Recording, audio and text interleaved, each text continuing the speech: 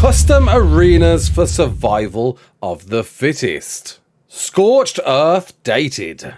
And Mario-like platforming to come in mods.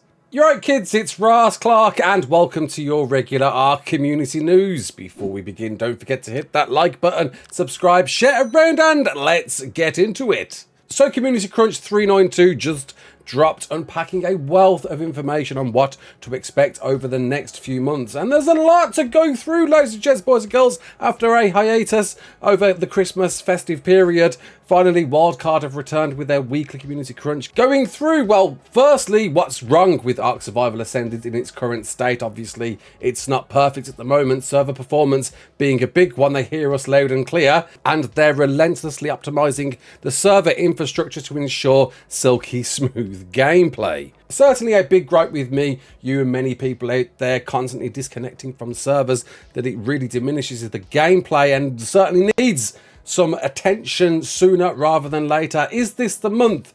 By the end of it, we could finally say I can play on a server and play on it all day without disconnecting. I really hope Wildcard or their server hosting partners, Nitrado, figure out the issues underlying these constant server disconnects and performance and get it resolved. I'm still kind of apprehensive on making the full transition to servers, but to play with friends, servers is certainly the way to go, and hopefully by the end of this month, they can get it resolved. Something else that's seeded with never-ending resolution is exploits and hacks. Been around since the dawn of ARK, will probably continue throughout ARK's life cycle as it stands. Sucked to hear, after having a short break from ARK over the festive period, there was already a huge duping problem that had been running for quite a while, that Hod himself did a video on identifying the issues with that, and believe now that's been resolved with a small rollback, though a rollback a lot of people believe didn't fix the issue. The duping that was created on official servers is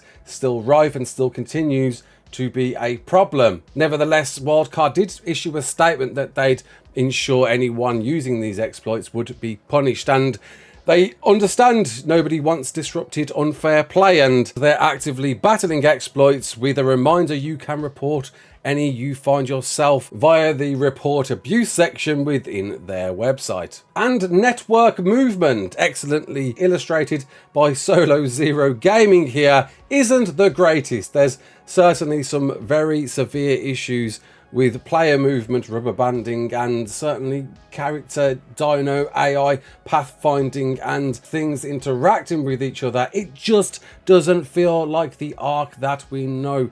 I want a raptor to be able to tear my face off and not be able to run circles around the thing, repeatedly piking it, because I know it can't catch up with me. I assume that's all related to this movement that they're talking about, or is it simply just rubber banding in general? And not much time to get all of these things resolved, because server transfers are opening on official servers on the 24th of Jan. You will be able to cross transfer to other servers across the network and begin raiding whatever anything's been amassed from those other players on those other servers. And perhaps not a moment too soon. It does feel like PvP is sort of dry on servers at the moment. Me and Captain Fat Dog have spent some time on official servers, and it feels there's either Bob level on the island beach Bob PvP, which is always fun, or amassing to the great lengths of what other people have done and burying themselves in caves, which are very difficult to contend with unless you're in a cave yourself. So look forward to seeing how cross transfers go, and hopefully all server performance issues will be rectified by then. Something that isn't quite rectified, at least for me, is SOTIF. It was dropped in December, and admittedly for me it just doesn't feel that too different from the ARK Survival Evolved version to warrant much interest. I feel that, as I've said many times, some reward system really needed to be in place. Though crossplay is a great thing to see. You're able to play against console players and PC players alike in these great SOTIF matches, and I'm sure I will get myself back stuck in playing this at some point in the future. But content is definitely needed. Some way to revitalize older SOTIF players' interest into this game mode. A lot of people enjoy it, a lot of people want to see it thrive, a lot of people want this to be the best part about Ark, but it needs that delivery and that input from the devs. But it seems the devs have turned the table and put it into your hands. By mid next week, there's going to be an update to the dev kit to allow you to craft custom arenas, create devious new battle royale style game modes, and sculpt the ultimate battlegrounds where your fellow Ark survivors will fight to see who will be the ultimate survivor. And possibly with that provides a lot of promise if the modders come forth and harness the powers available to them to create a different style of SOTIF that other players want to see, especially different maps. I'm sure a lot of you have been thirsty for a different map as opposed to the island, and this will enable that. Though I am kind of concerned how isolating this could possibly be, being modded experiences. Could this perhaps restrict console and PC players? Because as you know, some mods are difficult to take to all platforms, whereas some mods go straight to PC. It's less of a hassle, it seems, for modders. And will these all be accessible within the SOTIF menu screen, within the main menu, for you to see instantly and download and play yourself? Or are you going to have to go through a different sub-menu, therefore making it a more restrictive process to join that? I don't know. There's a lot of opportunities here, possibly, if the right people get their hands on this and the right people make this happen. It could be a great thing. I'm hoping we might see some great things from SOTIF in the future, and it really does need it now more than ever. But wildcard rewards, just throw them in. Something to obtain when you win a match, that's all you need. And speaking of the dev kit, it appears it's going to have one of the wildest updates it's ever had, making Ark feel like it's going full sandbox, open source, whatever you want it to be sort of game, where at the end of the month there's going to be a colossal sized update allowing you to not only craft just Ark mods, but entire custom Unreal Engine games to be made available inside ASA. With the devs kicking off to say want to build a Mario-esque rampage through Crystal Isles, right there, that little bit there, unpacking so much information. What Mario-esque and what Crystal Isles can we play? Can we actually create a version of Crystal Isles? Is it going to be available within the dev kit through this update? Are we going to see the later maps? I don't find that possible. Perhaps that's got to be a typo. Crystal Isles won't be available for Ark Survival Ascended for like, what, a year? So I'm not sure why they said that. Maybe there's going to be a way to create a version of Crystal Isles yourself, but nevertheless, Mario-esque, but we'll get to that in just a moment. Go for it. Dream of a PvP arena where Tech Rex's joust against Spinos. Buckle up. This dev kit update will come with a completely playable Mario-inspired platformer example to show you the ropes. That's right, and from what I'm understanding, and I've been learning a little bit of the dev kit quite recently, trying to understand how to create a mod myself, a spoiler about an upcoming video, that there's an overarching infrastructure, the UI of Ark, that you can find to with whatever you make within the dev kit. And what they're trying to illustrate here is, say, you can redesign, recreate what your character is, how mobile they are. It doesn't have to be the survivors that you know in Ark. They could be like this little plumber dude himself, running, jumping, backflipping, wall bouncing around platforms, much like in the Mushroom Kingdom, to make any type of game you want. To me thinking, are we even playing Ark anymore? And also, is Nintendo not going to be too happy about this? There's so much still to understand from this paragraph. They go on, design custom main menus, host and browse your own multiplayer game sessions from within the mod, and even create a mod that progresses from one level to the next. The sandbox is officially yours to play in. It certainly feels a bit overwhelming to try and break down into any sort of substantial information, even understanding the dev kit to some degree. What is the limitations here? Are we able to make any sort of game? Are we going, I guess, some more open version of Roblox? Is that what we're going for with this? I think it needs perhaps some video tutorials, a trailer, something to really understand how broad a spectrum, how much we're opening up, the limitations, I guess, that Wildcard have set with the dev kit currently for Ark assets. It seems you can make whatever you want, but then at that point, when does it stop becoming Ark and Is it even allowed to be a part of Ark anymore? Could we see a world of infringements being caused by this wanting to make Mario? Now, I know they're saying Mario here, but they're saying Mario-esque. Surely, certainly wouldn't be seeing Mario within an Ark game. I certainly want to understand this more. Nevertheless, I'm very, very excited about what this could create. Anything goes within this Ark game dev kit, whatever you want it to be. Really, really interested in how separating from the brand it could be, but how diverse a sandbox platform this could make it become.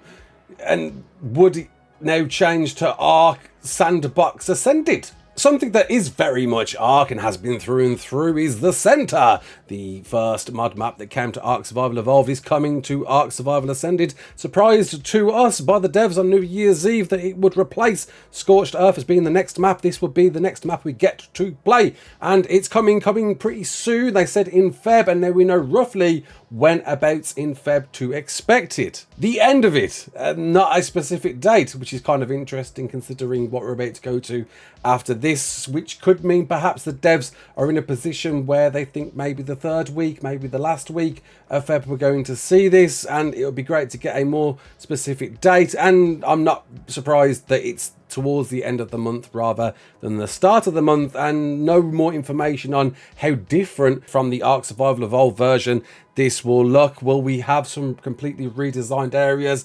I'm getting the feeling no, but I'm hoping they do address some specific spots that looked a bit ropey in Evolved, and I look forward to this. It's one of my favourite maps, and it's coming with a brand new creature, lest we forget. The Gigantoraptor, a Maywing but for wilds type monolithic looking sized creature. Can't wait to see this in action and how good it's gonna be. I like the idea of it being a useful baby wild creatures, and seems to nurture them to become much stronger versions when they're within range of the Gigantoraptor. And this thing is a giant. Look at the size of it next to that trike. Now, of course, we all believe the Shastasaurus was the map coming to center. It's not that one now, it's this one now for whatever reasons we don't know, but this is the creature you're going to get. A new creature is still new creature after all, right? But surprisingly, given that center date that's a bit ambiguous, Scorched Earth has a date, a specific one at that. Though I'm feeling like I'm taking this one with a bit of a pinch of salt. April the 1st, Wildcard have said, bringing along a taste of some baked survival, unlike any you've known. Brace yourself for an unforgiving desert where every oasis is a hard-won prize and every sandstorm a test of your grit. As we know, as the devs have said, Scorched Earth will be more fleshed out, more story elements to it, more caves, more secrets to uncover, a different version of Scorch than the one you know in ASA, and look forward to what new content pieces is going to come to this one. Though April the 1st, I'm very, very surprised at that. It is a bit of a delay, I guess, from the March date they originally said, and let's be honest, who didn't expect a delay? Though April the 1st, April Fool's Day, come on Wildcard, we all know what that day is. Will it arrive then and so close to the center? I'm not too sure. I'm really not too sure. I think we might see a further delay from this and bridge the gap further from the center. We've had such a gap between the island to the center to get jam-packed one after the other from those two maps. I don't know, I think it's just more surprising than anything. We've never had maps release this close to each other ever throughout Ark's history. I just can't imagine it happening, but perhaps it will. Perhaps we will be surprised. Perhaps Wildcard have surprisingly got further ahead with Scorched Earth ASA's development than they thought they would, and are now focused on getting the center out as soon as they possibly can towards the end of Feb. And lest we forget, he's arriving with the Vasola Sucus, a creature I'm kind of interested to see about. I guess, basilisk-esque looking thing where it snakes, swims through the sands like a sand shark, and you have to tame it like that, luring it into rocks and headbutting it with some AoE, DOT, acronym-powered attacks that I can't wait to see. I look forward to seeing this one. A new creature, again, is always a new creature. Look forward to seeing more about this one and what it does and how fitting to the very open deserts of Scorched Earth. I guess it needed something like this to house within. But hold on to your horses, partners. Frontier Adventure Pack is coming. I apologise for the accent. The first adventure pack that Wildcard are going to be doing for subsequent DLCs. When I say DLC, I mean maps that have already been included with the price because you've already paid it for Ark Survival Ascended, and the maps that are to come. These things here, adventure packs, are going to be additional things though that you're going to need to pay for, and bringing with them some crazy content indeed, as far as we've seen so far from the Wildcard Extra live stream last year. Cowboy and cowgirl outfits and accessory skins is going to be part of the bundle you get. But one of the biggest things, of course, is build train tracks that crisscross the scorching landscape. Yes, choo-choo your way past sandstorms. You can do trains on Scorched Earth, which is so departing from the core survival experience of Ark. I'm debating whether we'll see this sort of content in official and will be treated, I guess, much more like any mod you would download, perhaps for unofficial and single player players, and possibly though create a whole new universe of playing Ark. A brand new way isn't a bad way at all. I look forward to seeing what creations could come of this. Could this create a whole new element, style of play, more RPG role play based perspectives of this game we've known and loved for many years now?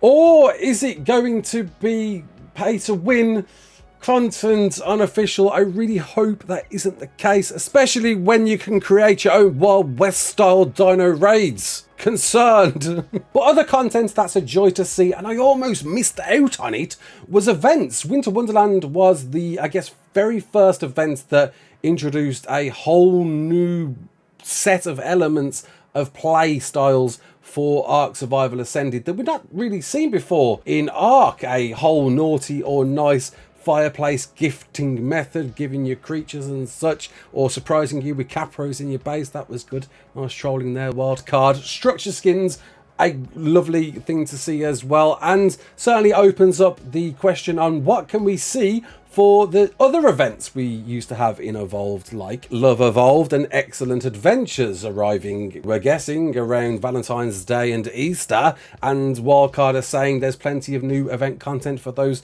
coming too, so watch this space. Look forward to seeing more about those. Throwing in another mod spotlight, love to see these, looking this time at things like Atlas creatures, Marty Mod's hairstyles, which everybody will be downloading, I'm very, very sure. Great to see so many doors being opened over the next few months for Ark and how to play Ark. That could we even be playing Ark, by the way they're suggesting, especially these Mario themed platformers in the near future. And will this draw the attention that Wildcard want for Ark Survival Ascended from players that are playing more of Ark Survival Evolved at the moment, seeing that there is, well, much more content over there to play, and we've all pretty much done with the island, I guess, at this point. Do you agree? Is this the sort of content that's hoping to make you make the jump to Ark Survival Ascended when all this comes out? Is this enough for you players that are still on the bench, especially? And Mario themed platformers, anyone?